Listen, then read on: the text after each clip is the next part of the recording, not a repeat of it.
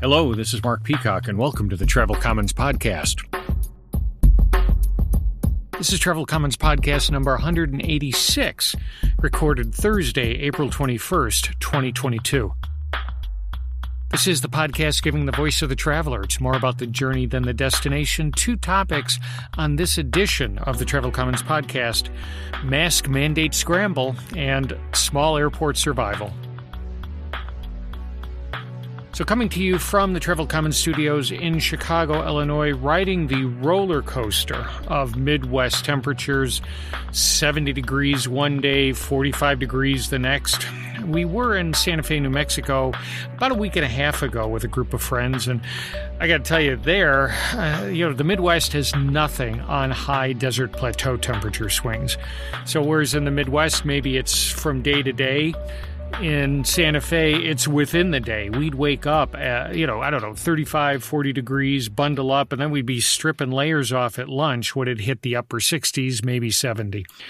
We had great weather. Maybe one day where it was windy, overcast, and cold all day. The rest of the time was sunny and clear blue skies. Some bits of our visit were kind of a replay of our Thanksgiving 2018 trip to Santa Fe. I talked about that trip in episode 147 and then wrote it up in much more detail in the Lowbrow Santa Fe blog post, which that blog post actually came in pretty handy, reminding me of restaurants, tap rooms, things to do while we were doing, some of the bare minimum planning that you need to do just to get a 10-person group pointed in the same direction at the same time. And even if some of it was a replay for us, it was the first time for our friends. And seeing these places again through their eyes gave it all a new spin for us. Actually, I was happy to see that not a lot had changed in the intervening 3.5 years, that COVID hadn't driven any of our favorite places out of business. The only things I saw closed up were a pre-security restaurant at Albuquerque Airport and then Tent Rock's National Monument, which we really liked back in 2018, but the Bureau of Land Management closed it during the COVID lockdowns and now are keeping it closed to upgrade the trails. So that was about it. Everything else, we stayed at the El Farolito Bed and Breakfast again. Again, there were 10 of us, so we kind of took it over. The owner told us Santa Fe was as busy as ever, and we saw it. Our flight down to Albuquerque was completely full, as were all the restaurants. But still, we managed to wedge our way into a number of places on Santa Fe's Margarita Trail. Yes, I know it's a pure marketing thing, but we were square in their target market and more than happy enough to get tagged. We had high-end premium tequila margaritas, lowbrow house margaritas, green chili infused margaritas, all kinds of margaritas, except those made with sour mix. I had to draw the line somewhere. A lot of places were saying theirs was the best margarita. This is the world's greatest margarita. So we had to try as many as we could. But as one of our crew so aptly put it, the world's best margarita is the one in your hand.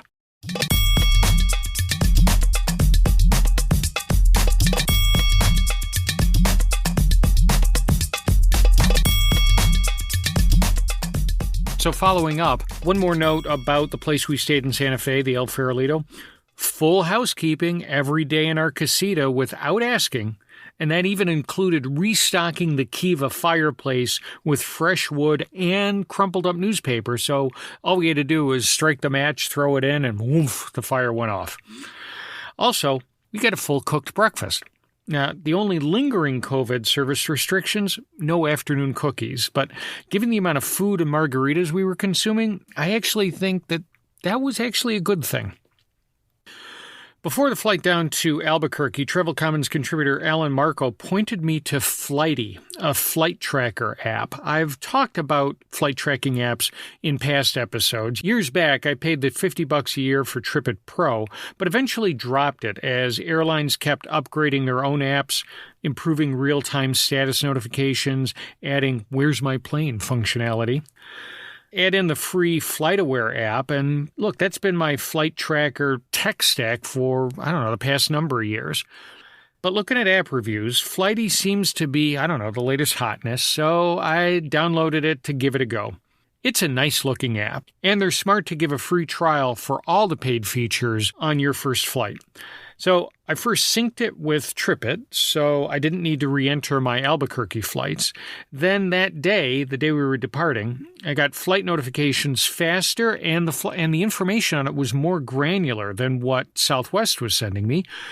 I scrolled down for a nice timeline of where's my plane.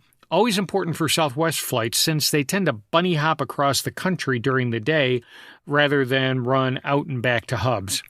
There was also a detailed flight timeline, pushback, taxi, takeoff, landing. I mean, nothing that I couldn't get from FlightAware, but Flighty's UI was so much better, more modern, and it had everything I needed all on one screen. But, of course, all this information that I was liking is part of their pro or their paid offering. And it was all blurred out for our next flight, the flight back to Midway, which is when I really could have used it because I woke up to a 1-hour flight delay notification from Southwest. I mean, the only thing I got from Flighty was an upsell notification saying, looks like your flight's delayed. You should upgrade to Pro for more information. Not the most helpful, especially after, there was some bug in their system, and so they kept sending me that same notification maybe every 3 to 5 minutes until I finally was able to spelunk far enough into my iPhone's notification settings to shut it off.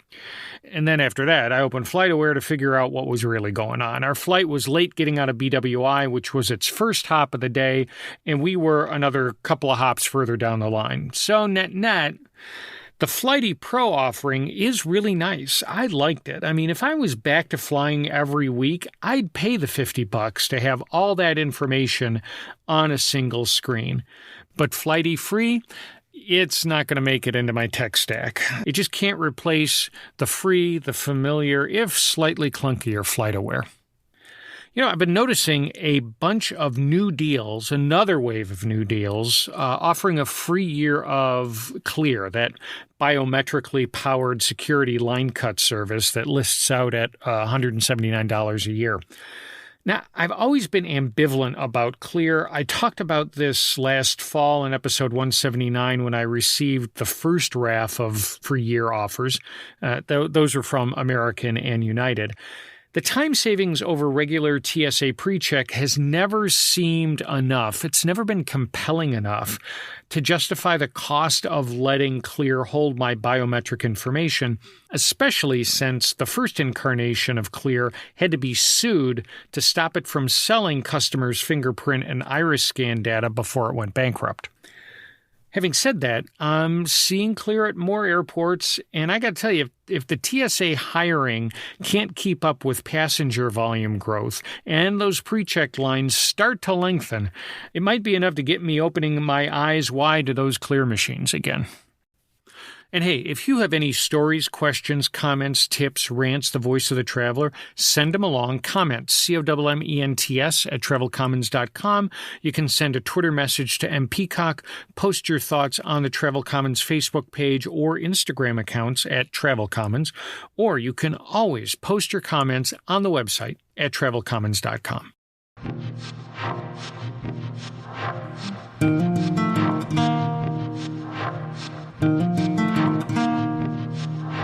The first topic on today's Travel Commons podcast is mask mandate scramble.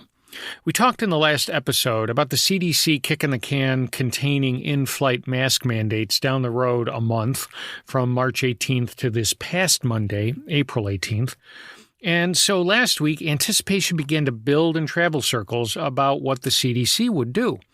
On our flight home from Albuquerque, the Southwest flight attendant said during her pre-takeoff announcements, hopefully the in-flight mask mandate ends next week, but until then, and then she ran through the standard mask instructions. I wasn't surprised since, as we mentioned in the last episode, their union has been asking for the mandate to end. However, I was a little surprised that the instruction announcement included, if your oxygen masks fall during the flight, please take your current masks off before putting the oxygen mask on. I mean, that would seem a bit obvious to me, but maybe I think about these things more than the average passenger.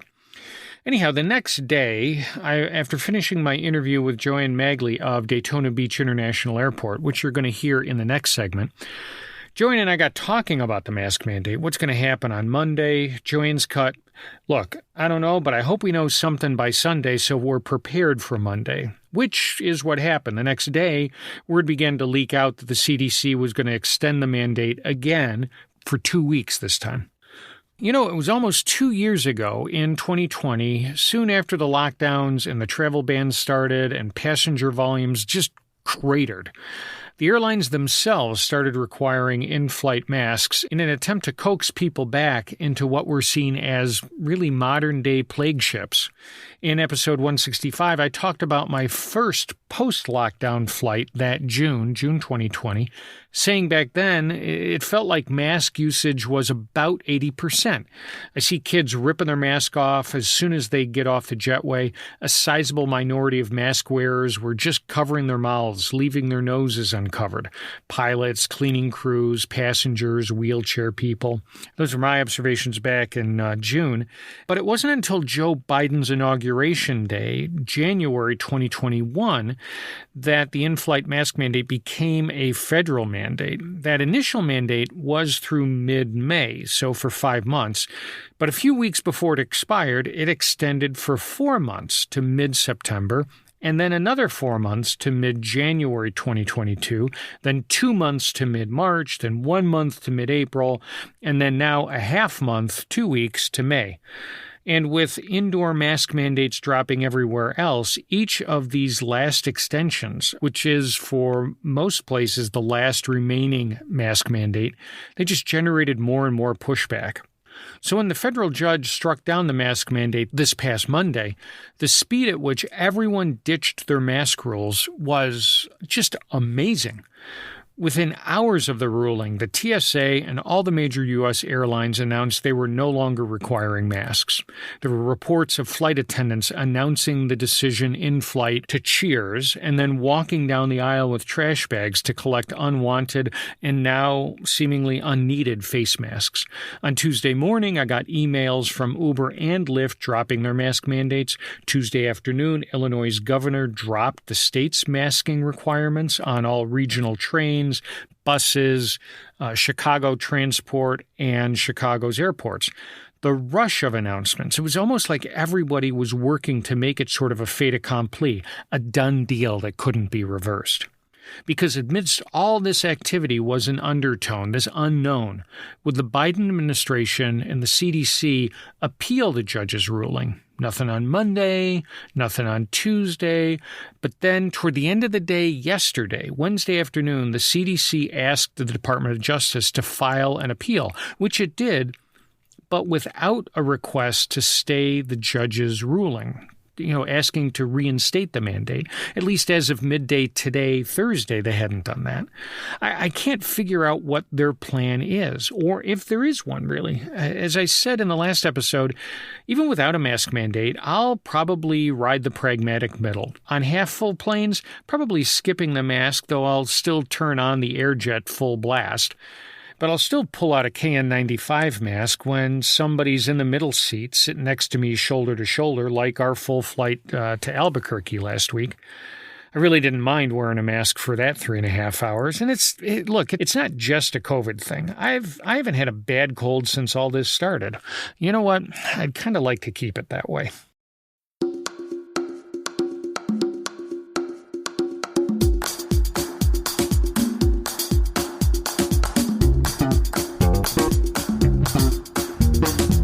The second topic on today's Travel Commons podcast is small airport survival.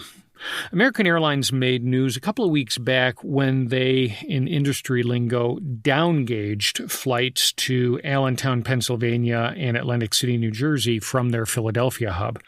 Upgauging and downgauging, changing the size of the plane on the route, obviously up, bigger plane, down, smaller. That happens all the time. But what made this change news was that American downgauged from a regional jet to a bus.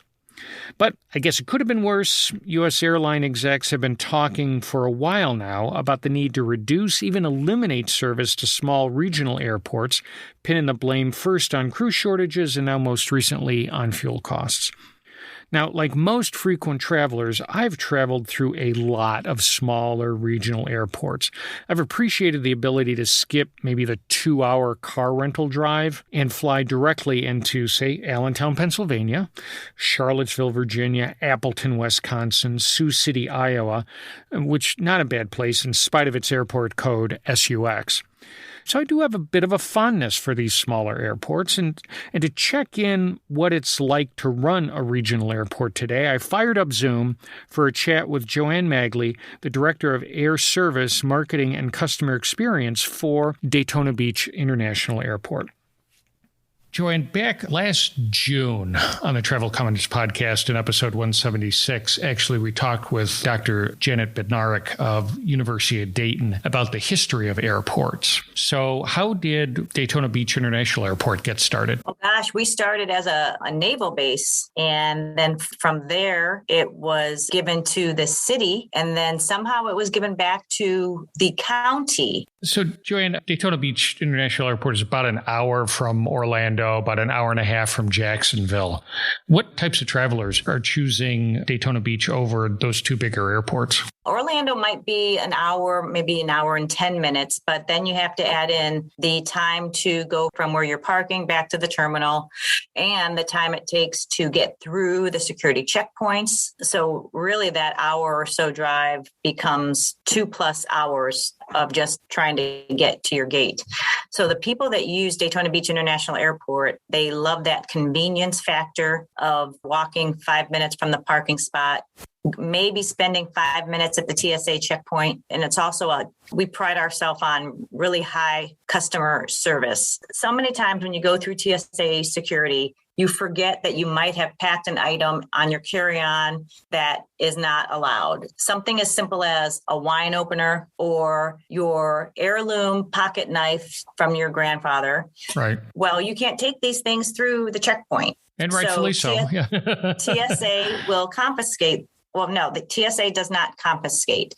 You surrender your items to TSA. Mm-hmm. Usually, you don't see your item ever again. But at our airport, our TSA agents will give you an envelope. You can put the item in the envelope, put your address on the envelope, and then TSA will put it into a little locker. And then every day, our operations team comes and unloads that locker. And then every morning, we mail it back to the passengers free of charge.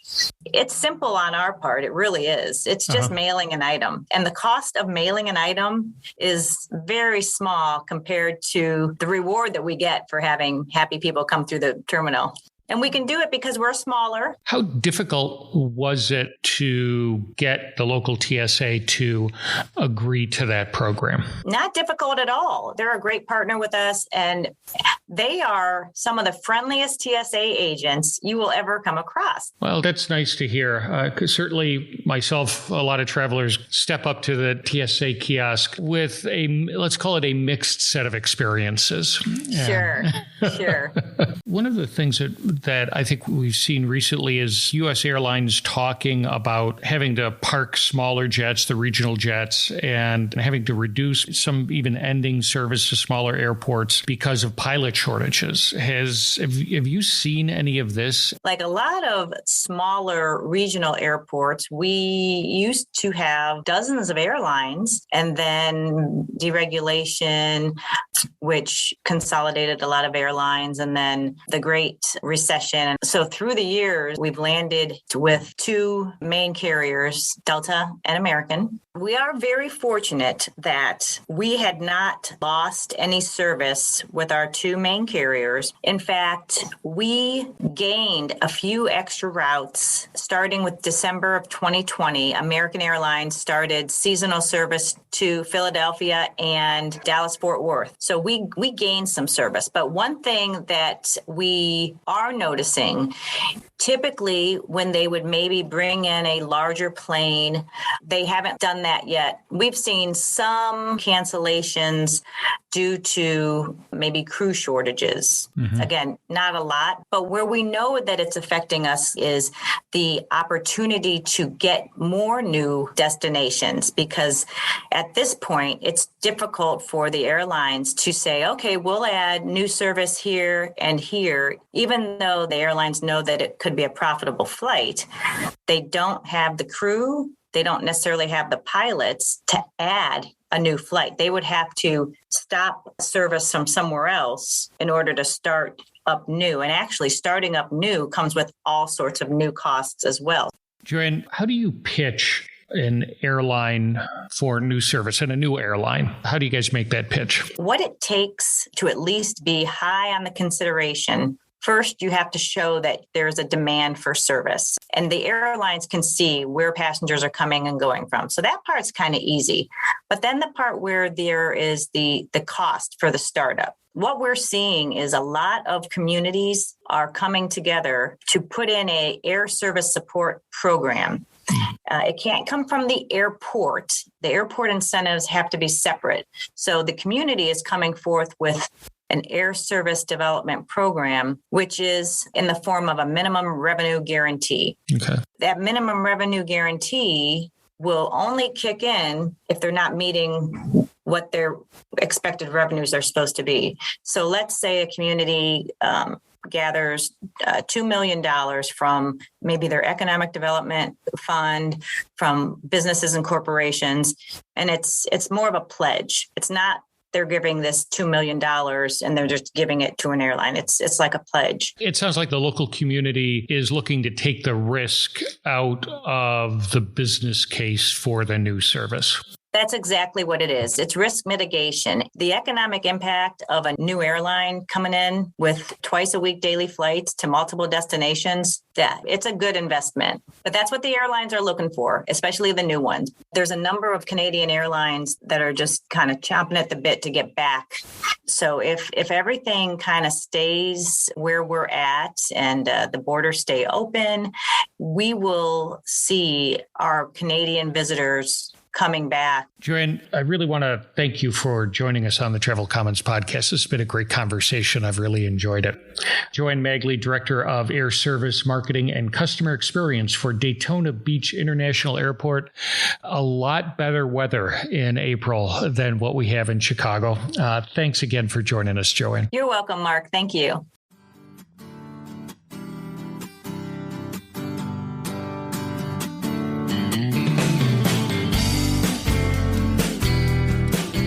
All right, that's it. That's the end of Travel Commons podcast number 186. I hope you all enjoyed the show. I hope you decide to stay subscribed. You can find us and listen to us on all the main podcast sites: Apple Podcasts, Spotify, Stitcher, SoundCloud, Google Podcast, Amazon Music.